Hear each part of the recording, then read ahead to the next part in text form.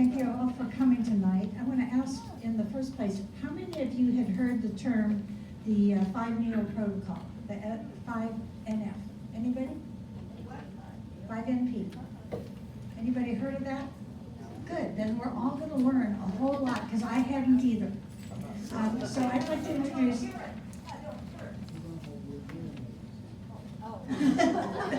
That helps. Okay, my name is Pam Matheson. I'm co-chair of the Wellness Committee here, and we're happy to have Connie Randolph with us tonight. Connie is a licensed acupuncturist and a graduate of the AOMA Graduate School of Integrative Medicine here in Austin. And she spent 12 years exploring community-based approaches to well-being, resilience, and human connection. She's also a certified forest bathing guide, which I'm sure she'd be glad to answer questions about that later. A certified AcuDetox specialist, and a provider of palliative and hospice care acupuncture, and a trainer in the 5-needle protocol. So we're going to learn about a lot of different things tonight.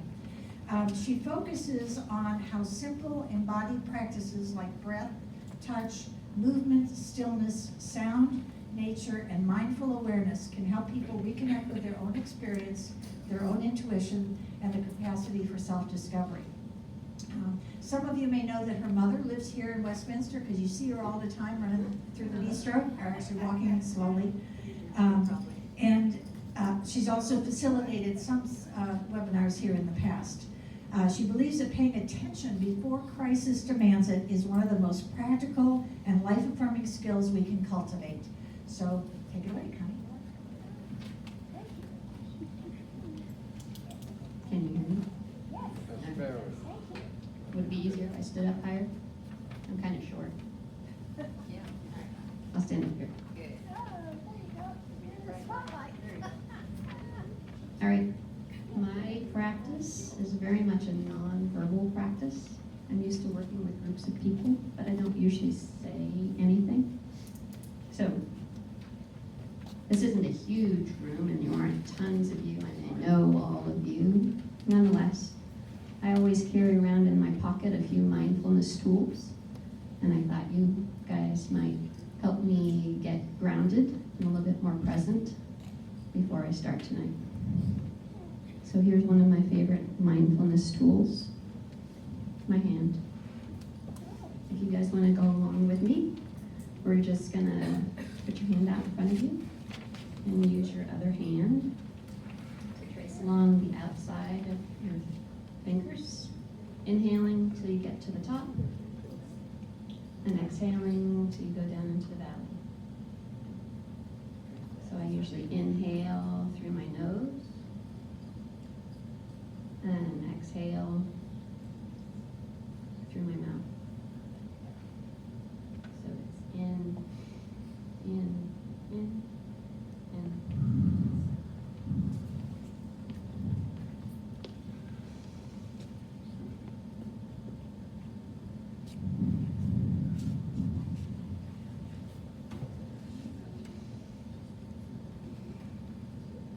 Actually, humming is a great way to extend your exhale. So if you feel like humming, you could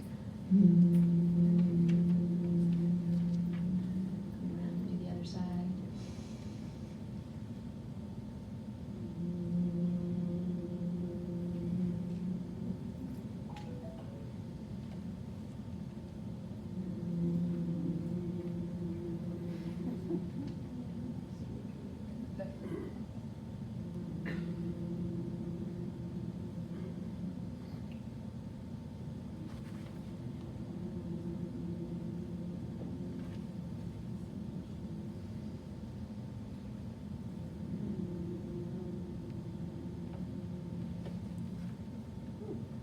I actually heard you guys humming. That's so cool.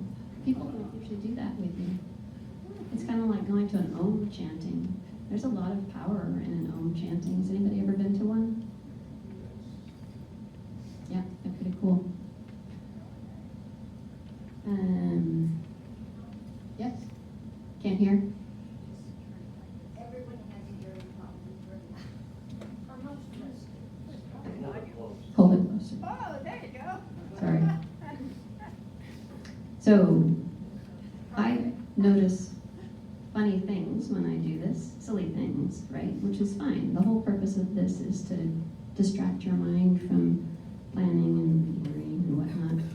So when I do that little exercise, I often kind of ponder, was it this finger that was feeling my hand? Or was it my hand that was feeling my finger? Or both, or neither. And there's not a right answer. It's just something to ponder on. Okay. So, I saw a porcupine sidling up a live oak tree and slumping in a crook, siestaing away in the hill country heat a while back. I have meandered along those goat trails countless times over the decades, and I've never seen a porcupine. So I Googled it up. Turns out a porcupine is the second largest rodent in the United States, behind the beaver. Grows to be 3 feet long, 15 to 40 pounds, has 30,000 quills on it, and 5 sharp claws on each of 4 feet. So it gets in no rush. My maiden name is Rush. Gets in no rush. Not very many things want to mess with it. Unlike most rodents, it has 1 live birth a year, and they call it a porcupet.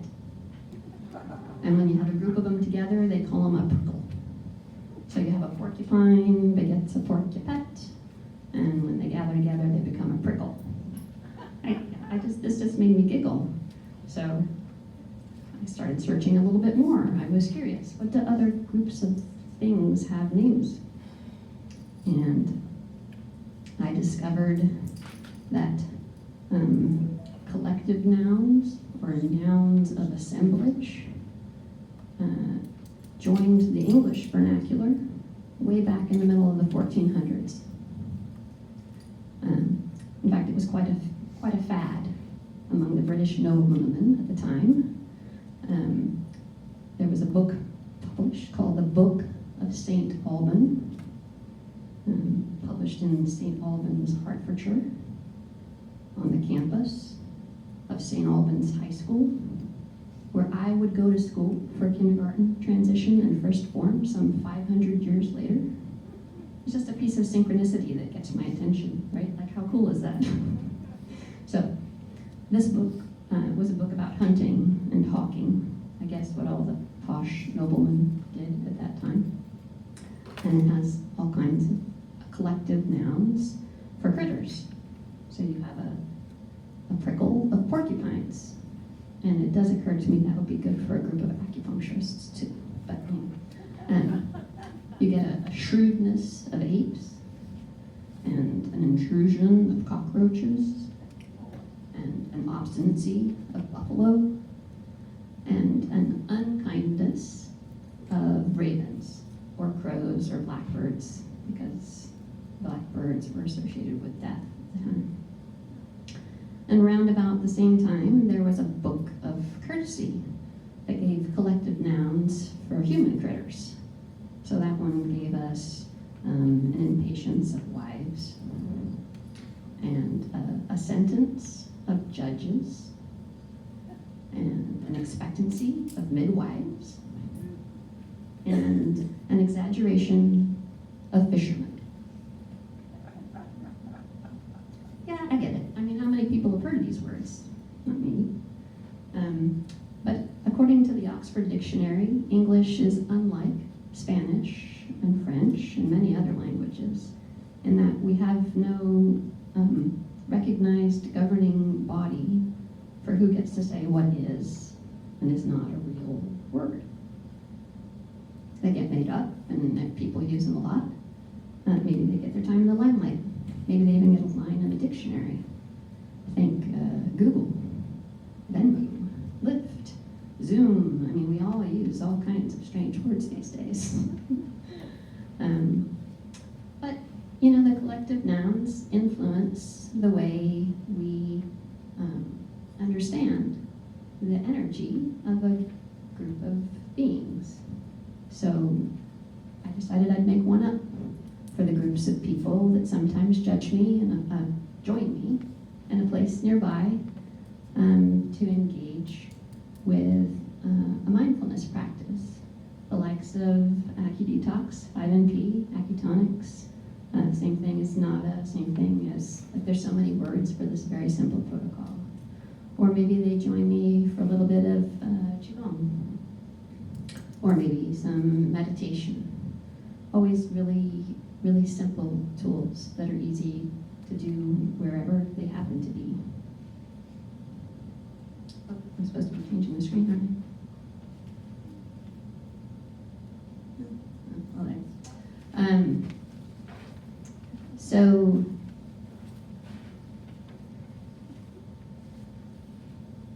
I didn't finish that sentence, sorry. So, for the people, the benevolent beings who take the time and make the space to engage in one of these practices with me, I dub thee a kindness. It seemed like a good word to me to describe that group of people. So a kindness has many benefits, both for people, the participants in the circle, and the practitioner.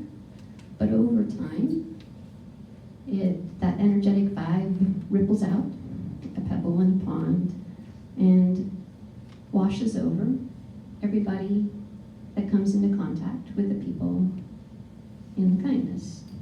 So over time, it becomes a kindness to your neighbors, and to your family, and to your employees, and to the bottom line. A kindness is not a treatment, and it's not a class, and it's not therapy. It is it's a communal commons. It's like a park bench, or a little library, or a trail system. Everybody in the community benefits from it being there, whether they choose to participate or not. So it has a tendency to help people feel less stressed, which cools inflammation, and it helps people heal better. And that makes your doctor look amazing, which makes him a better doctor, actually. It has a tendency to instill clarity of mind. And so that makes your teachers look amazing, and that makes them better teachers. And it has a tendency to help people feel grounded, and widens their window of tolerance a little bit, so they're a bit more even-tempered. And, you know, a well-grounded and present and even-tempered bunch is who we'd all like to hang out with. So, a kindness looks a little different in each different community. It takes on the personalities of those who want to attend. I wonder what a kindness would look like at Westminster. So there's a handful of foundational elements that create a kindness. It's a sit spot, quiet, some peers, your ears, and repetition. Just over and over. It's a sit spot, quiet, some peers, your ears, and repetition. So a sit spot is a really accessible spot that's close by, preferably with a view of nature, or perhaps even immersed in nature.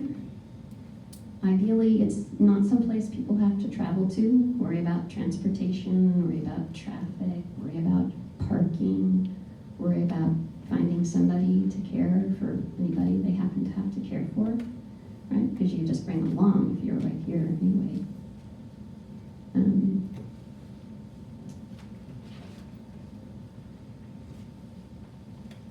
The next one is quiet. So it's an invitation to set aside your to-do list, pick it up on the way out, won't go anywhere, to disconnect from your phone to the extent that you can. It's always very flexible. Like, there's nothing asked of you that you can't do, but it's a very non-tech kind of thing. It's an invitation to quiet your body and quiet your mind. And it's a lot easier said than done, that quiet bit. So the practice is helpful to help people do that, not to worry.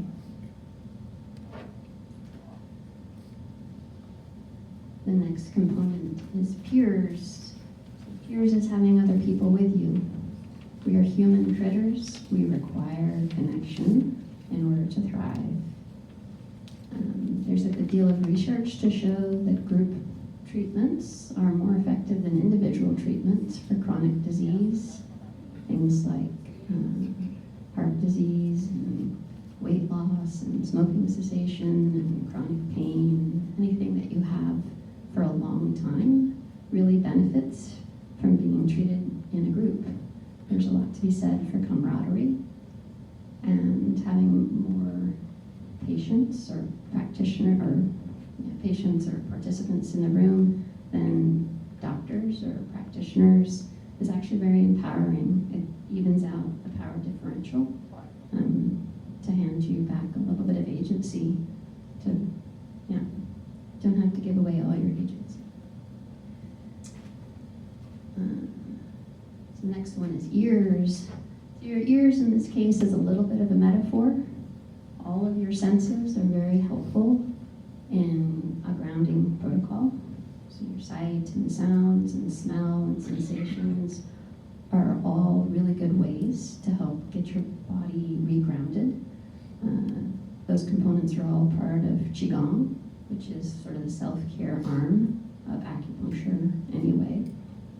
But this protocol that I use, we call it 5-needle protocol or 5NP. It's also called AcuDetox and NADA, way too many words, is all centered on your ears. So there's 5 tiny little needles that go in your ears.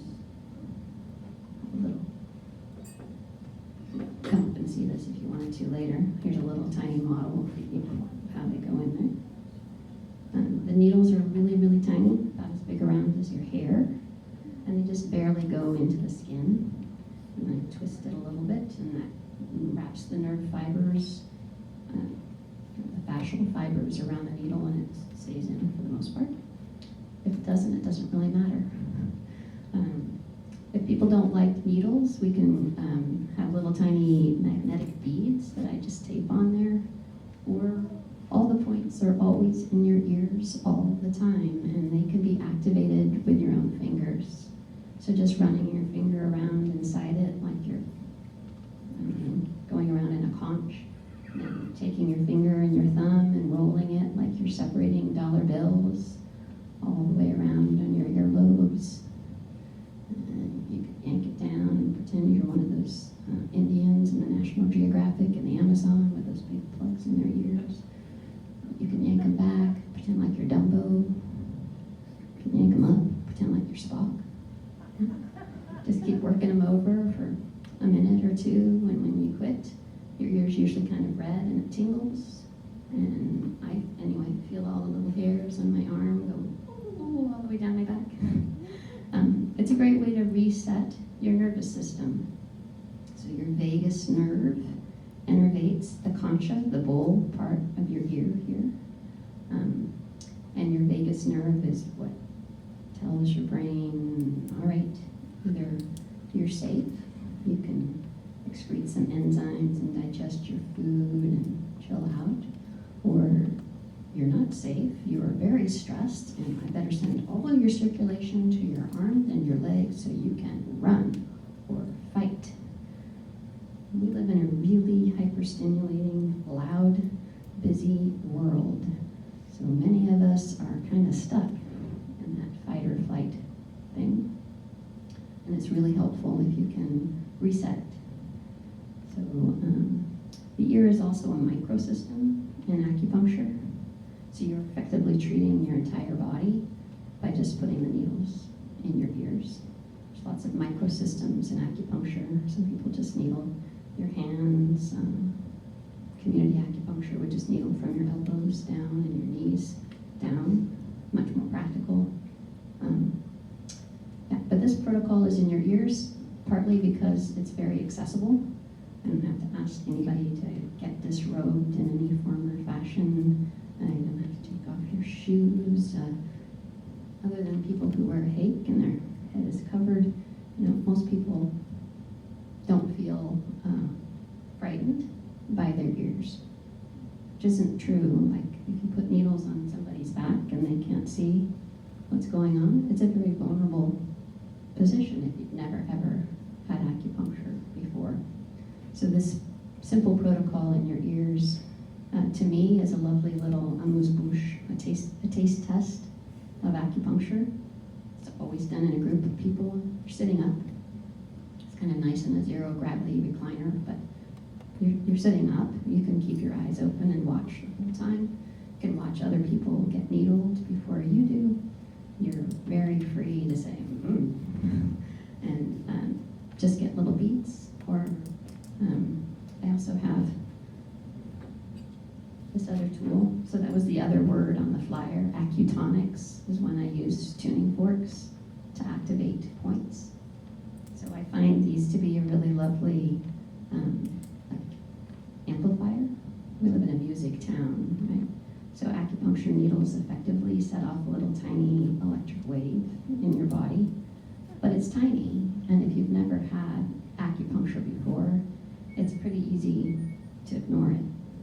For your brain to say, well, that's stupid, it's a tiny little needle, there's no way a needle down there, I'm gonna feel it up here. And your brain just says, no, it doesn't work, it's dumb, forget it. So the tuning forks increase the amplification. Virtually everybody can feel a tuning fork resonating on their body, but it's completely non-invasive, and they're kind of fun. And if there's little kids in the room, I let the kids do it on their moms or whatever. No, you can't hurt anybody with a tuning fork, especially not these tuning forks. I actually do have a whole series of them that are tuned to the rotational frequency of all the planets in the sky. So you can get into all kinds of woo-woo stuff with that. But these are just double ohm. It's the frequency of the earth. Yeah, they feel kind of like, if you're a cat person, it feels sort of like you put your cat on your chest and it's purring. Or my mother-in-law used to say she put my husband on the dryer when he was a little kid and turn on the dryer because he was, I guess, fussy. It's that sort of, I guess it'd be kind of like your heartbeat if you're in Europe. But yeah, so your ears are a really easy to access portal into your own nervous system. And it's always there, you've always got it. Lots of different ways to innervate it, to activate them. Yeah. And the last one is repetition. Anybody read the monthly Westminster magazine this month? There was an article on how your body really likes rhythms, like getting up more or less with the sun, going to bed with the sun, to have a rhythm to your week. Maybe you get up and go to gentle exercise every morning. It's a nice rhythm to have. So doing these mindfulness practices together in a place nearby and doing it on a regular basis over time creates a lovely rhythm that gives you a bit of agency in your ability to be grounded and present in the moment. And that usually helps everything else just a little bit more. Inevitable. Life is full of challenges and losses and changes, and we don't get to change that. But if we have a couple tools in our pocket that we can use to be more grounded, and if we're lucky enough to have a kindness in our community that we can know is always there to have our back, then that's a pretty helpful thing. I wonder what a kindness would look like at Westminster. That's pretty short.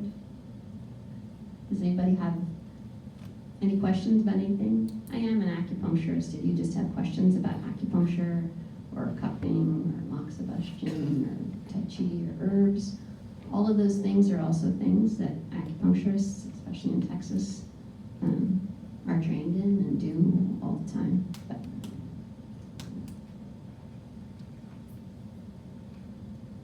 Okay, any questions?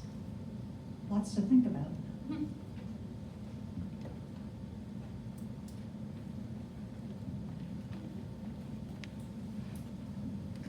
I read something about resonant frequency breathing. You ever think about that? Resonant frequency Breathing. breathing. Yeah. Well, you know, your body is an electromagnetic field. Everything in your body works on different frequencies. Your heart beats, your nerves fire, your muscles have to have a little echo frequency. And it is a property, a physics property, that like if you have two pendulums on a wall and set one pendulum going, the other one, they'll get in sync with one another. You can start them at different times, but after a short period of time, the two of them will swing together. That is very much the philosophy behind the tuning forks, because the tuning forks are tuned to the frequency of the earth as it revolves around the sun, and it is felt that all of us were originally tuned to that frequency. So by listening to them or playing them on your body or participating in an Om chanting, because that's the same thing, your body's, each of the organs have their own frequency and they have a tendency to fall in with the others in the room. Is that an answer at all to your question? Gives me an idea. Playing with how you breathe is very powerful. Breathing is another way of definitely regulating your vagus system. Your vagus nerve.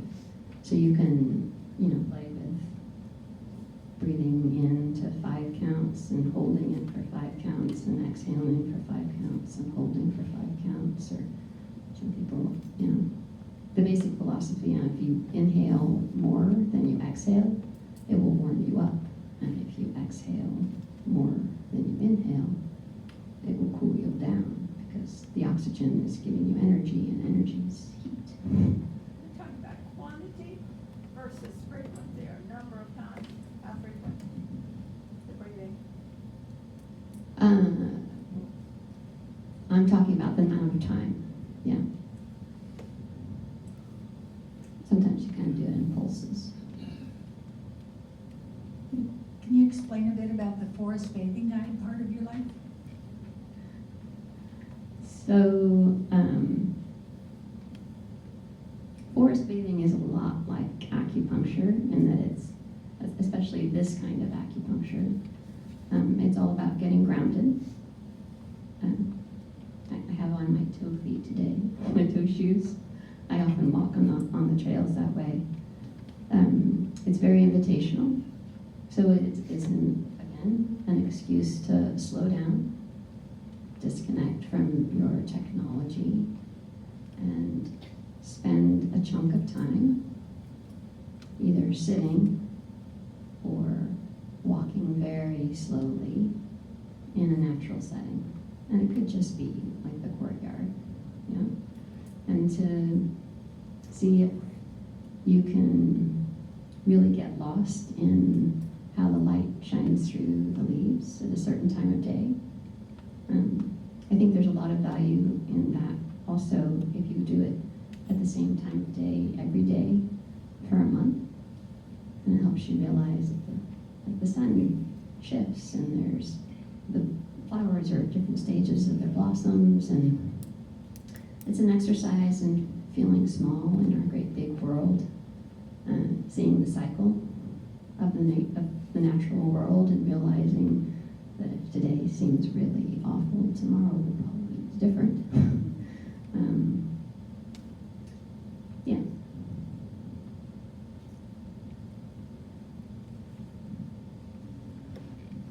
You use the word agency. I don't understand the Agency. use of the word agency.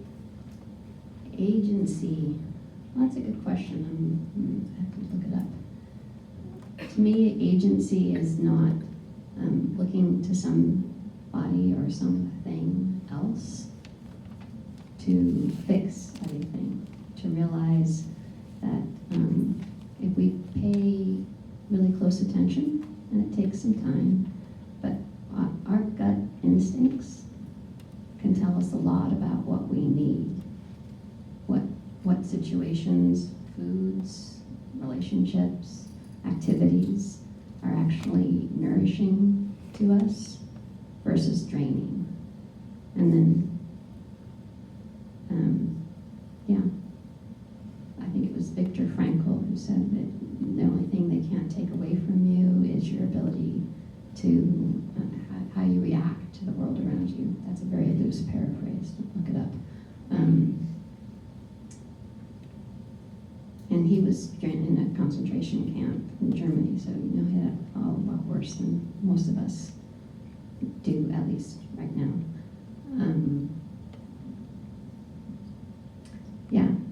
I find it disempowering to have to wait for a long time to hear the results of a test, or to be hoping for somebody to find a new treatment for whatever I've got going on.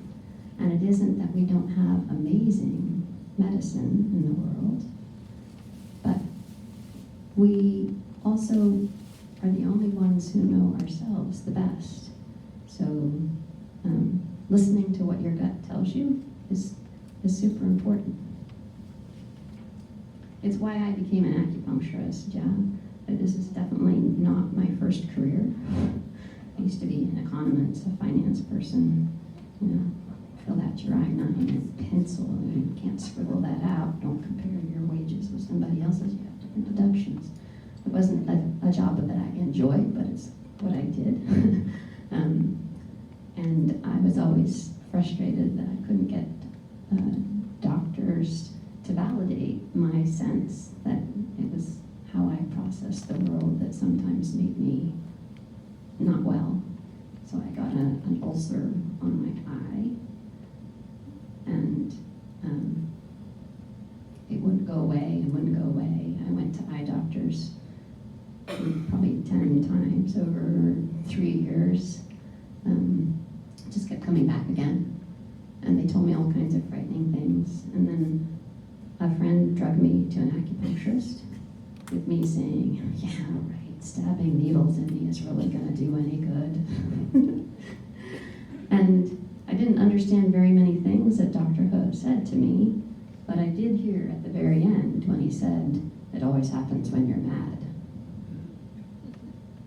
And I realized, yeah, it always happened when I was really frustrated with my boss, who was very discounting. I didn't know what I did, but he didn't think I did it right. And my body was just helping me out, right? Like when I get really frustrated, I get this ulcer on my eye, which made it so I could not look at the computer. It was really agonizing. And that's all Dr. Hill had to say to me, right? It always happens when you're mad, and it never happened again, right? It had happened, I don't know, 10 or 15 times over 3 years. I just really needed somebody to validate something I'd always thought was true, but could never get any doctor to agree with me on. That if I am always frustrated, I don't ever speak my truth. I won't ever get up and leave a situation that's really not nourishing, that eventually my body would do something so that they would say, oh yeah, that doesn't look good. So I stopped being an accountant, economist, whatever, and marched off to Iona and studied acupuncture, and I found it to be the most fascinating thing. This is a definitional question, I think, more than anything else, but I've been to physical therapists that do something called dry needling, and I'm assuming that they, because they're not certified acupuncturists, they just have to give it another name, or are they doing something different? This is a great question, and something with much confusion. So, it's sort of the same thing, and it's sort of different. The big difference between a PT doing acupuncture or a chiropractor and an acupuncturist doing acupuncture is the way they are diagnosing the issue that they're trying to treat. So the PT is looking for trigger points, and he's going to use a larger gauge needle, and he's going to play with it until you say, ah, and he sees the muscle jump. So I don't think anybody's ever had dry needling, but they didn't know they were having dry needling. It can be very, very effective, but it's not a relaxing experience. Acupuncturists sometimes also do a very similar thing. We call it trigger point acupuncture, or actually the way I was taught was asha.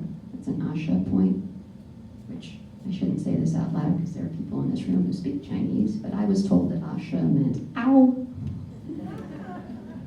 So there's like 356 named, recognized acupuncture points all over your body. But then a lot of acupuncture is done through palpation. So sometimes you'll palpate up the channel and found some place, and somebody says, ah. And so we take that to be a stuck place. In really basic terms, somewhere in the Golden Emperor's books, where there's stuckness, there's pain. Where there is no stuckness, there is no pain. So in really basic terms, acupuncture is about finding the stuckness and helping it flow. An acupuncturist is not all that likely to put the needles where it hurts. The PT is going to put the needle where it hurts. The acupuncturist is usually going to put it in a distal point. Because the channels run all over. And the most powerful points are the ones furthest away from where it hurts. And the ones on your fingers and your toes are like the strongest points there are. Our needles are usually a lot smaller. Although there's so many different kinds of acupuncture, right? Like if you're trained in Chinese acupuncture, they're usually a larger gauge needle, and they believe you have to get dachi, like the patient needs to feel it. Japanese acupuncture, sometimes they don't even use, they have a shishin, a gold needle, and they just place it over the skin. They don't puncture your skin and send the chi with their intention. Korean acupuncture is usually tiny needles in your fingers. Cosmetic acupuncture, where they put lots of needles, and estheticians do that too, right? They have like 15 needles on a round thing, and they poke all over. But acupuncture's needles do things. There's lots of functional MRIs that show that putting a needle in you, actually anywhere in you, causes a reaction in your brain. But the PTs are really working on it from a musculoskeletal perspective, and the acupuncture is working on it from an energetic perspective.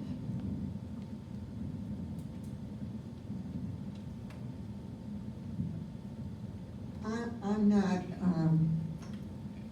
really informed about acupuncture. So is it effective for stress, and how effective for someone who has high blood pressure, or is that not in your field? That's exactly what the way I like to practice acupuncture is all about for stress. Acupuncture can be effective for a great many things, and many acupuncturists in town specialize in something. I don't know if you guys watch Jeopardy. Mom's big on Jeopardy. Rosedale acupuncture advertises every afternoon for neuropathy. It can be pretty effective for that, but it's very effective for stress. And if you can help people mediate their stress, then everything else gets better, because stress is the cause of a great many illnesses, and if it's not the cause, it definitely exacerbates whatever else you've got going on. So the thing is that acupuncture really works if you get enough of it.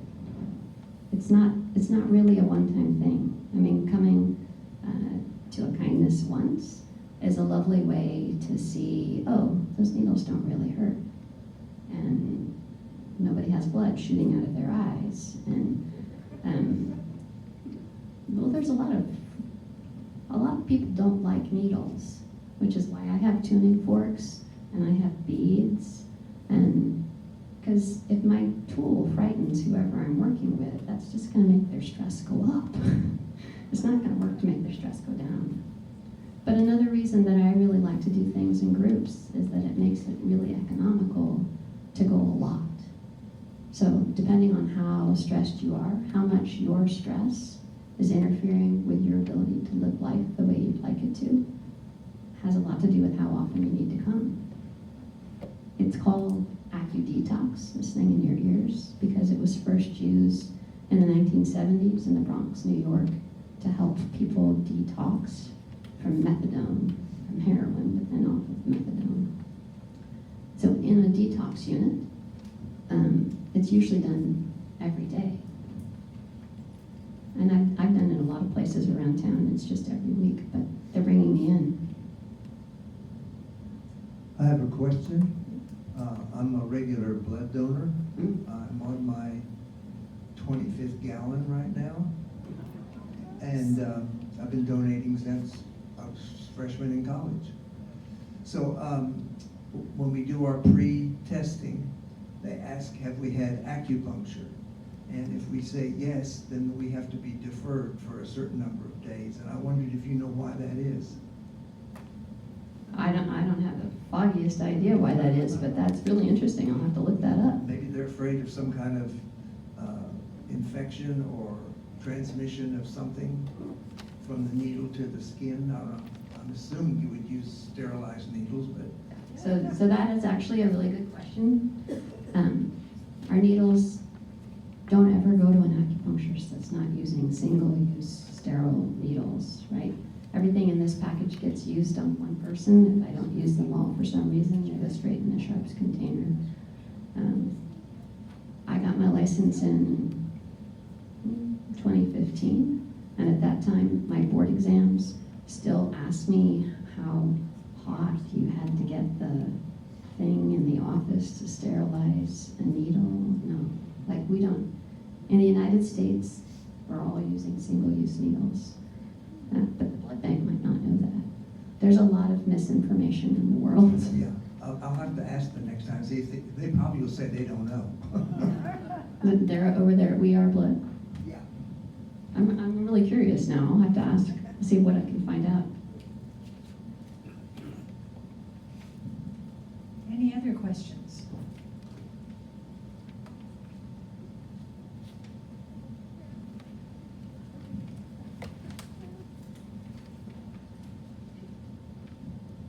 Can you tell us more about what's in your container there, your tools? Oh, well, I have a singing bowl, just because I like to start with that.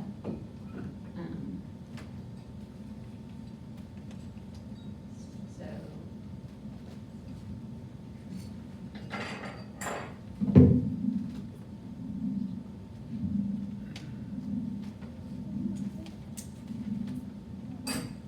this thing that looks like a carpet laying device is a resonator. It's just because I get bruises if I hit the tuning forks on my leg all for an hour, all in a row. But the tuning forks, yeah, I do like that, and I resonate them. Resonate them like on the center of your chest, feels good. Sometimes at the top of your head. I have a protocol that I do. It's usually up here, do 20. Tallest part, right over your heart, around 17, often on the bottom of your feet. Because kidney 1 is a really lovely grounding point. It's where the energy of the earth flows up through you. These are little magnets on tape that I put on the points. Anybody wants a magnet on your ear, you can come by. I'm happy to put one on there. These are just alcohol swabs because when I put needles in people's ears, I have them clean them first. This is a box of needles. And yeah, this is a soap. Anybody see these soaps before? It's a silly thing, but to me, these soaps are a big part of my practice. Sometimes I have these up at the Christmas bazaar. It's just a piece of natural soap. And then I've taken lots and lots of wool roving from a sheep, and I lay it down many different layers in all different directions. And then you hold it very gently under hot water and agitate it just a really little bit at first. It's a really gentle agitation, otherwise you get this pile of sopping wet wool in one side of the sink and the soap sliding down the drain. And it takes like 10 minutes. It's a meditation. Do very patient at first, and then the more it felts around it, the more rigorously you do it. And then to me, it's a tool once you get in the shower, because it's an excuse to run the soap up every single channel of your body. Yeah, and it's scented with sandalwood, so you have the sensation of the warm water. So that's one of the elements in Chinese medicine is water. You can smell the aroma, so that enlightens the metal element. The water's warm, so that's the fire element. What am I missing? Wood, well, the movement is a wood element kind of thing, and your feet are grounded. So it's just an excuse every day. Presumably most of you bathe every night. I don't know. You say no, so. Anyway, it's an excuse to have a little tiny mindfulness practice that you've attached to something you do every day. So maybe you just do it when you brush your teeth. You take this and rub your ears. Yeah, so I just threw this in because it's another one of my very, very simple things that everybody can do for themselves, but it's an excuse to be mindful for a little while. I don't think I understand. Can you elaborate? I'm not sure what you're doing. Called? About the soap? Oh, it's just a piece of wood. It's a piece of soap. Soap's kind of a fascinating thing, you know. Kind of silly. What brand? Yeah. Oh, it's not a brand. It's just olive oil and shea butter. It's a natural soap. Doesn't have any chemicals in it, so the water that, you know, if you dumped it out on your plants, so it wouldn't kill them. And when you get done with the soap, you just end up with a slab of wool. You toss that into the compost bin. And to me, it's a mindfulness routine to make the soaps. And it's a mindfulness routine to use the soaps. And it causes you to run your hands over every part of your body every day and notice things. You know, oh, that spot wasn't there yesterday, or that's kind of tender, I wonder what that's about. Without having to fix it immediately, just to notice and to see some things come and go over a day or two. If it's there for very long, maybe you should check it out. But if you don't ever pay attention, I mean, you shower, a lot of things could go unknown. Yeah.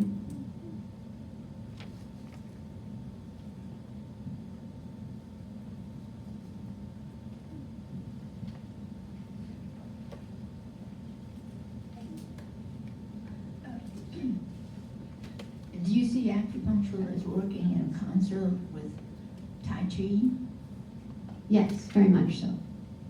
I rather like Giuseppe downstairs. I was going to ask then if you actually recommended it. Oh, definitely.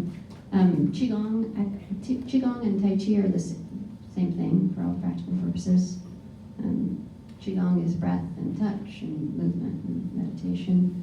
We were always told that if you do Tai Chi without being mindful, you're doing really slow calisthenics, and it's not the same thing. It doesn't hurt anything, but it's not Tai Chi if you're not noticing how you're doing it. Tai Chi and Qigong are lovely ways to support acupuncture. You can do it, you know, for 5 minutes when you get out of bed every morning. It's lovely. During the pandemic, I had a group of 12 seniors who met me down in the meadow every weekday morning for like 8 months. It was lovely, and I'm a certified Tai Chi easy practice leader. It doesn't really mean anything. It's 5 repetitive movements. I'm not a master of Qigong, but it was an excuse for 12 old friends who I didn't know before then to see one another with masks on and 15 feet apart. Just go out in the meadow and like makeup stuff, do brocades, or there's a lot of standard series of gestures, which are kind of lovely, or you can just play with it. Qigong is like AcuDetox. You do what feels good, and there's lots of MRI studies to show that watching another group of people doing Tai Chi is almost as good as doing it yourself. So that it's a good reason to show up and do it with other people, right? Even if you can't do it, you get a lot out of it simply watching other people do it. Is the meadow on Shoal Creek, on the trail? It's not, I live in Travis country, but We used to see a group of Tai Chi people on Shoal Creek. that's cool. I'd love to know. I wish there were more groups around, right? Like in my dreams, there's, you know, every corner you walk by, there's at least a couple, 2, 3 people out doing Tai Chi, and you can join them when you want to, and go on when you don't want to. That was actually a big part of this protocol in New York, the AcuDetox protocol, because they were, I mean, they were all addicts, right? Those are the people that participated. And it was started by the Black Panthers and the Young Lords as a civil rights thing. And they had veterans down practicing in the park that were associated with the clinic. So sometimes people would see them practicing in the park, and they were free to join if they wanted to, learn a few mindfulness techniques, and then they'd share with them. And could go down to the clinic and get the AcuDetox needles if they wanted to, and after they went for a while, they'd train them to do it so that they could help somebody else. It's not so much something that you consume as something you contribute to. That's why I call it a kindness. Any other questions? Yep. What's the name of this clinic in Rosedale that deals with neuropathy? I think it's called the Rosedale Acupuncture Clinic. It's right there on 45th. 45th, just before you get to Vernon. I don't know the guy. I just see his ads all the time. Thank you. Okay, any other questions? Well, I think we can all leave with a little bit more kindness in our lives because Connie was here this evening. So let's give her a big round of applause.